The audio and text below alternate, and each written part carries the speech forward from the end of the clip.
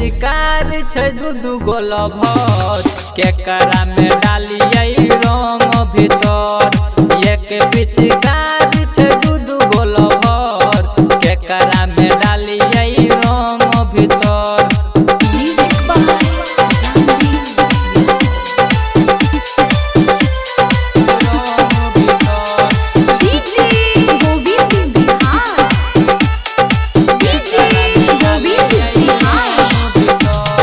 केकरा में रंगवा डालिए केकरा से करिए छल होलिया में गलती जे भेलै हो भैया कई द समस्या के हल कई द समस्या के हल।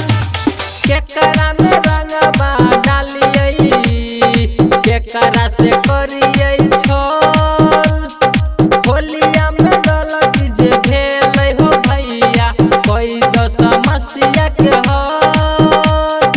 बूट न पर दिन शीत सयरल केकरा में डालिए रंग भीतर एक पिचकारी छै दू गोल भर केकरा में डालिए रंग भीतर एक पिचकारी छै दू गोल भर केकरा में डालिए रंग भीतर।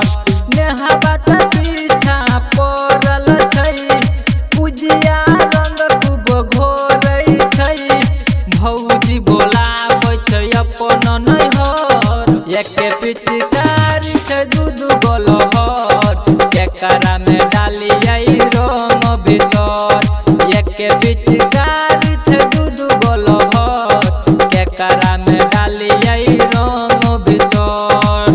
Mix by MR recording studio Agaropatti Chowk.